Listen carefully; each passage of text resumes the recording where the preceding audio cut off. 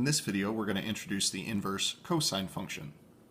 Now, you'll notice, based off of the graph of the cosine function, that this thing fails the horizontal line test, and it fails it pretty miserably. This is due to the fact that if you draw a horizontal line that intersects this graph, it will intersect it an infinite number of times, with the knowledge that it extends infinitely in both directions. So what we're going to do is, similar to what we did for the sine function, we're going to restrict the domain. And the same rules as what were listed before apply. I'd like to make sure that it involves an angle that is close to 0, and I'd like to connect a local maximum to a local minimum. Now, given that x equals 0 is already a local maximum, I'm simply going to connect this angle to the next local minimum. Now, we can either start working with negative angles, which doesn't seem like a great idea, or we can work with positive angles.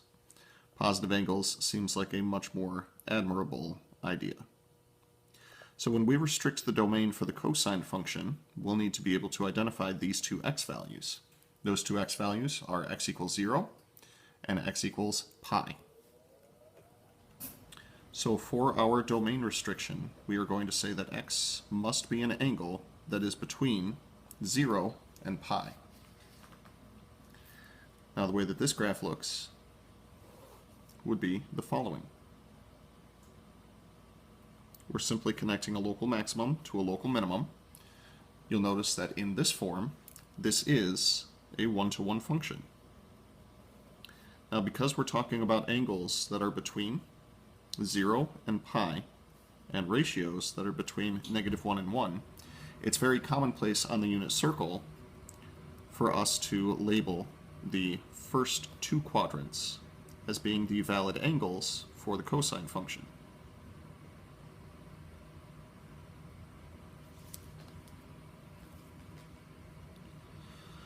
Now, with this restriction in mind, we are going to define the inverse cosine function. The inverse cosine function uses a similar notation to inverse functions with a superscript of -1. But because that can occasionally be confusing, we also refer to this as the arc cosine of x. This is equivalent to the statement that the cosine of y is equal to x with the following two restrictions.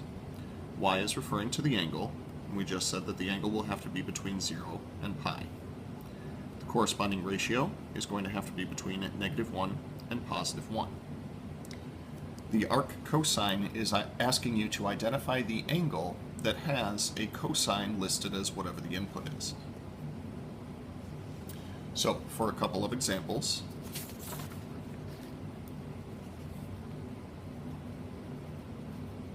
if I were to ask for the inverse cosine of +1/2,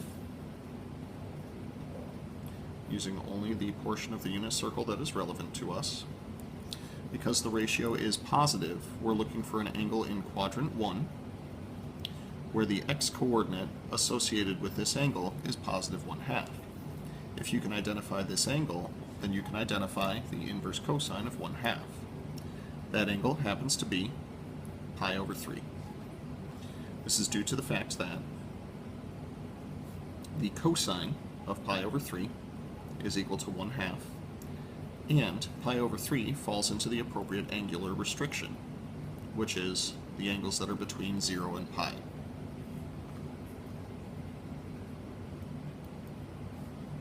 We could also look into something like the inverse cosine of -√2/2. Drawing ourselves a picture once again.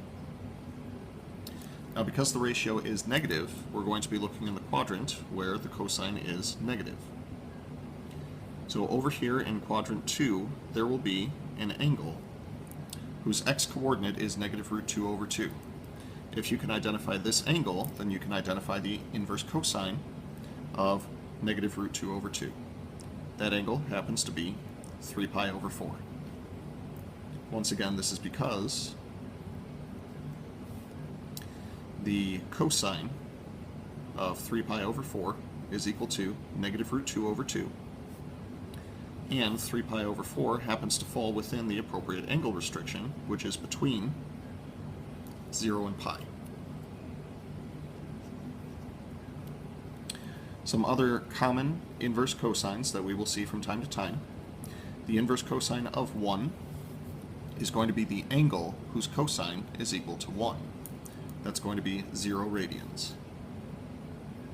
The inverse cosine of 0 is going to be the angle whose cosine is equal to 0. That will be pi over 2. And finally, the inverse cosine of -1 is going to be the angle whose cosine is equal to -1. That will be pi. Now, if I ever give you an input that is outside of the domain of -1 to 1, you can immediately declare that thing as being undefined, or you can tell me that that thing does not exist.